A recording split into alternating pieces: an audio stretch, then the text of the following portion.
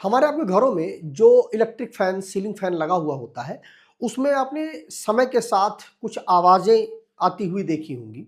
अलग-अलग प्रकार की आवाज़ें आती हैं, तो वो आवाज़ें क्यों आती हैं, किन-किन कारणों से आती हैं, इस वीडियो में वो सारी चीज़ें आपको पता चल जाएँगी।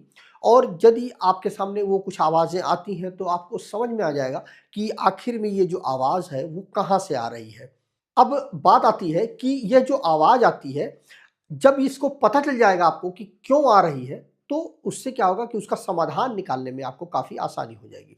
तो आइए एक-एक करके समझते हैं कि जो आपका इलेक्ट्रिक फैन होता है, उसमें अलग-अलग प्रकार की जो आवाज़ें आती हैं, वो किन कारणों से आती हैं और उसका समाधान क्या होता है। तो यहाँ पर देखिए पहला क्या है कि जो इलेक्ट्रिक फैन में जो अलग-अलग आवाज़ें आती हैं, वो अलग-अलग कारणों की वजह से आती हैं। पहला जो है, वो गूँ-गूँ या घू-घू की आवाज़ जब आती है, मतलब हमिंग साउंड आता है। ठीक है। अब हमिंग साउंड का मुख्य कारण क्या होता है कि कैपेसिटर जो है आपका वो कमजोर हो गया है। आप देखेंगे कि पंखा घूमने की कोशिश, पंखा क्या होता है कि जो सिंगल फेस का जो पंखा होता है वो कैपेसिटर स्टार्ट, उसमें मोटर लगी हुई होती है, वो सेल्फ स्टार्ट नहीं होती है। तो अब जान लीजिए पंखे का जो कैपेसिटर है वो कमजोर हो गया, तो पंखा घूमने की तो कोशिश करेगा, लेकिन वो घूम नहीं पाएगा। अब क्यों नहीं घूम पाएगा? क्योंकि उसका जो कैपेसिटर है वो खराब हो गया है और वो सपोर्ट नहीं कर रहा है पंखे को घूमने के लिए। तो कैपेसिटर कमजोर हो गया है, इसलिए पंखा आपका हमिंग के साउंड करेगा, गू गू या गू गू की आवाज करेगा।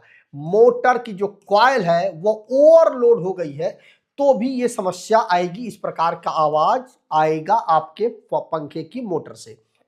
इसके अलावा वोल्टेज अगर कम आ रही है आपके यहां पर, तो भी यही समस्या आएगी, क्योंकि वोल्टेज जब प्रॉपर तरीके से आएगा नहीं, तो कैपेसिटर की वैल्यू जो होती है ना, वो 230 वोल्ट पर जो 2.5 माइक्रोफैरड जो होता है, जो कैपेसिटर आप लगाते हैं, या कहीं कहीं पर 2.25 माइक्रोफैरड कैपेसिटर लगाते हैं, वो 220 से लेकर के 230 वोल्ट के बीच के लिए होती है। अब मान लीजिए आपके यहाँ का जो वोल्टेज है वो काफी डाउन हो गया, 170 वोल्ट तक आसपास चला गया, तो अब कैपेसिटर की वैल्यू आपको बड़ी लगानी पड़ेगी। अब चूंकि कैपेसिटर की तो वही लगा हुआ है, तो उस कंडीशन पर क्या होगा कि वोल्टेज कम होने पर पंखे को जो इनिशियल टार्क मिलना चाहिए वो नहीं मिलेगा, तो कुल मिला करके कैप जो हमिंग का साउंड है वो आएगा। इसके अलावा जो स्टेटर रोटर का जो घर्षण है, कहीं पर मान लीजिए रगड़ रहा है, आपका जो स्टेटर रोटर है आपस में रगड़ रहे, तो प्रॉपर तरीके से घूम नहीं पाएगा।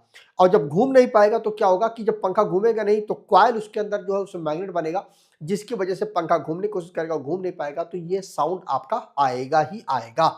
अगला है वायरिंग सूखी या खराब हो गई है, तो भी यही प्रॉब्लम आएगी। अगर आपकी वायरिंग पुरानी हो गई है, उसमें ग्रीस या प्रॉपर तरीके से मेंटेनेंस आपने नहीं कराया है, तो जब वायरिंग की वजह से लुब्रिकेशन नहीं होगा, तो वो पंखा क्या होगा, घूमने की तो कोशिश करेगा लेकिन घूम नहीं पाएगा, तो हमिंग का साउंड आएगा।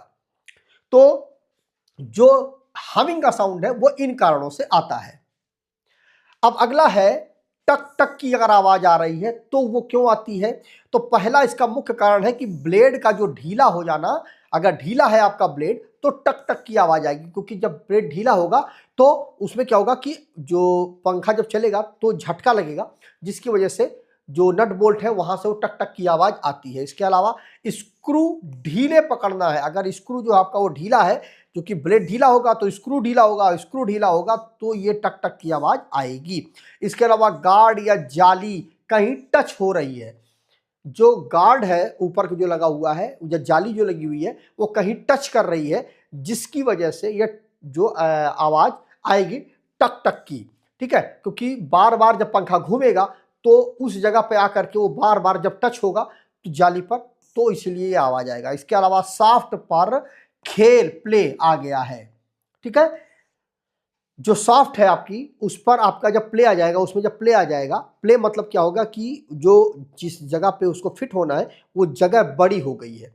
अब एकदम फिक्स साइज होता तो वहां पर वो घूमता, लेकिन जब उसकी जो हाउसिंग है, मतलब आप समझ लीजिए कि जो सॉफ्ट है आपकी, एक साइड कहीं कहीं मतलब दोनों साइड में अगर बेरिंग लगी हुई है तब तो अच्छा है, लेकिन नीचे साइड में कई बार क्या होता है कि नीचे बुश होता है, ऊपर बेरिंग होती है, तो नीचे वाली जो बुश होती है वो प्ले हो गया है, उसमें थोड़ा गैप आ गया है, जिसकी वजह से ये आपका टक टक की आवाज आएगी।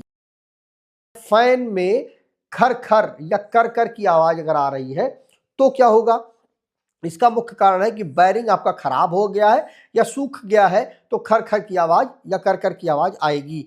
शाफ्ट का घर्षण बढ़ जाने के कारण से भी ये समस्या आती है। अगर खर खर की आवाज आ रही है तो जो डस्ट है, धूल जो है मोटर के अंदर चली गई है ज्यादा, जिसकी वजह से ये आवाज आपको आती हुई महसूस होगी। अगला है इसमें वू वू, हवा कटने की आवाज अगर आ रही है तो उसमें किन किन कारणों से आती है? ब्लेड का एंगल आपका खराब हो गया है। बहुत बार क्या होता है कि पंखा मान लीजिए साफ करने के दौरान पंखे की ब्लेड हल्की होती है, बहुत ज्यादा मोटी नहीं होती है। तो अब क्या हुआ कि मान लीजिए किसी कारण से वो थोड़ा बहुत हिल गया, पंखे की ब्लेड पर जोर पड़ गया तो वो थोड़ा टेढ़ा हो गया, तो जिससे क्या होगा कि उसका जो एंगल है वो खराब हो जाता है। अगर प्रॉपर एंगल है तो सही से पंखा घूमेगा। अब अगर प्रॉपर एंगल नहीं है तो ब्लेड का जब एंगल बिगड़ जाएगा तो वू वू या हवा कटने की आवाज आएगी, या आपका पंखा एकदम सीधा नॉर्मल कंडीशन पर बढ़िया है, सब कुछ एंगल सही है तो पंखा अपनी जगह पे एकदम घूमता रहेगा। लेकिन अगर उसका एंगल बिगड़ जाता है पर का, तो पंखा इधर उधर मूव भी करेगा और इसके अलावा वू वू की आवाज भी आएगा। तो इन कारणों से यह आवाज आती है। इसके अलावा ब्लेड का बैलेंस बिगड़ गया है। जब मैंने आपको बताया जब एंगल खराब हो जाता है तो ब्लेड का जो बैलेंस है वो भी बिगड़ जाएगा। जब बिगड़ जाएगा तो इस प्रकार की आवाज आएगी। फैन की स्पीड जो है वो ज्यादा होना, अगर पंखे की जो स्पीड है वो ज्यादा हो गई। अब ज्यादा कैसे हो जाएगी? ज्यादा होने के एक ही कारण होता है, जो कैपेसिटर है वो आपने बड़ी वैल्यू का लगा दिया है, या वोल्टेज आपके यहां पर ज्यादा आने लगा। जब वोल्टेज ज्यादा आने लगेगा तो भी पंखे की स्पीड बढ़ जाएगी, या फिर कैपेसिटर बड़ी वैल्यू का लगा देंगे आप तो भी पंखे की स्पीड बढ़ जाएगी। तो अगर ऐसा हो रहा है तो इस प्रकार की आवाज आएगी। इसके अलावा गार्ड या जाली की जो डिजाइन है के कारण भी इस प्रकार की आवाज आती है। इसके अलावा कपकपाहट वाली आवाज या वाइब्रेशन यदि आ रहा है तो यह किन कारणों से आता है? इसका पहला है कि ब्लेड का जो असंतुलित हो जाना है, जो पंखे की जो ब्लेड है उसमें अनबैलेंसिंग हो गई है, जिसके कारण से कपकपाहट वाइब्रेशन की आवाज आएगी। पंखा एक दूसरी जगह से अपनी जगह से सीधा न रख करके इधर उधर मूव करेगा, क्योंकि अनबैलेंसिंग की वजह से वो प्रॉपर तरीके से एक जगह फिक्स नहीं हो पाएगा। इसके अलावा मोटर फिटिंग ढीली हो गई है अगर आपकी, तो भी ये प्रॉब्लम आएगी। इसके अलावा रॉड ढीली है सीलिंग फैन की, तो भी यही प्रॉब्लम आएगी। मतलब प्रॉपर तरीके से रॉड जो आपकी टाइट नहीं है तो भी पंखा इधर से उधर मूव करेगा। इसके अलावा छत या बेस की जो फिटिंग है वो ढीली हो गई है तो भी कपकपाहट या वाइब्रेशन की मतलब वाइब्रेशन वहां पर आएगा। इसके अलावा सीटी की आवाज अगर आती है तो किस कारणों से आती है? ब्लेड का गलत आकार या मोड़ हो गया है तो ये आवाज आएगी। मतलब अगर ब्लेड आपने जिस साइज का ब्लेड आपको लगाना चाहिए या लगा होना चाहिए, बहुत बार क्या होता है कि कई पंखे आपने एक साथ साफ कर दिए, पंखे पूरे घर के उतार दिए एक साथ में और सबकी ब्लेड एक साथ साफ की। हो सकता है बहुत बार एक पंखे का ब्लेड दूसरे वाले पंखे में लग जाए, तो उस कंडीशन पर क्या होगा? यही समस्या आएगी कि ब्लेड का जो गलत आकार की ब्लेड लग जाएगी दूसरे पंखे में, जिससे क्या होगा उसका जो टर्न है, जो एंगल है वो भी डिस्टर्ब होगा, जिसकी वजह से यह सीटी वाली आवाज आएगी। इसके अलावा तेज हवा कटने की ध्वनि के कारण से भी आपका सीटी की आवाज आती है। इसके अलावा गार्ड पर हवा टकराने से भी आएगी सीटी की आवाज। तो इन कारणों से यह सीटी की आवाज आती है।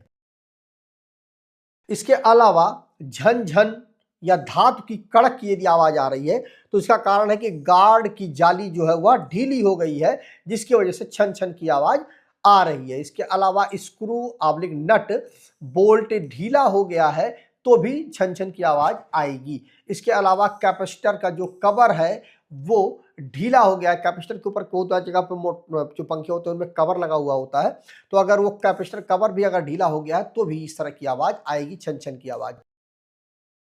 इसके अलावा फैन की आवाज कम करने के लिए आसान तरीका क्या है? किस प्रकार से ये आवाजें आप कम कर सकते हो? पहला क्या है कि ब्लेड और सभी स्क्रू को आप टाइट कर दें, जिससे ये सारी आवाजें आना लगभग बंद हो जाएंगी। इसके अलावा हर 6 महीने में मोटर की जो है वो सर्विसिंग आपको करानी चाहिए। मतलब एक मौसम खत्म हो गर्मी का, उसके बाद आपको सर्विसिंग करा लेनी चाहिए जो आपका पंखा है। इसके अलावा बेयरिंग में ग्रीस या ऑयलिंग कर दे तो भी ये जो आवाजें हैं वो आपका आना बंद हो जाएंगी। कैपेसिटर नया लगाएं। हर साल आपको कैपेसिटर नया लगा देना चाहिए, जिससे वो कमज़ोर नहीं होगा और जो समस्याएं हैं, जो ये आवाज़ें हैं, वो आपके सामने नहीं आएंगी। इसके अलावा ब्लेड का बैलेंस को चेक करें। मगर आप कई पंखे एक साथ में साफ कर रहे हैं तो सब पे आप मार्किंग कर दें। पंखे पर जैसे मान लीजिए पंखे पर आपने 1 नंबर मार्किंग कर दी और तीनों ब्लेडों पर भी 1 नंबर की मार्किंग कर दी, तो मतलब ये ब्लेड इसी पंखे का है। दूसरा वाला जो पंखा है उस पर 2 नंबर की मार्किंग कर दें और उसकी जो तीनों ब्लेड हैं उस पर 2 नंबर लिख दें, तो वो ब्लेड उस पंखे की हो जाएगी। इससे आपको कन्फ्यूजन नहीं होगी। इसके अलावा जाली या गार्ड की जो फिटिंग है उसको टाइट कर दें, जिससे कि ये जो आवाज़ें हैं वो आनी बंद हो जाएंगी। तो इस वीडियो में आपने जाना कि पंखे में जो आवाज़ें आती हैं वो आवाज़ें क्यों आती हैं और किस प्रकार की आवाज़ें आती हैं और उनको आप कैसे सही कर सकते हैं। कमेंट करके जरूर बताइएगा वीडियो कैसा लगा। मिलते हैं किसी और वीडियो में। जय हिंद।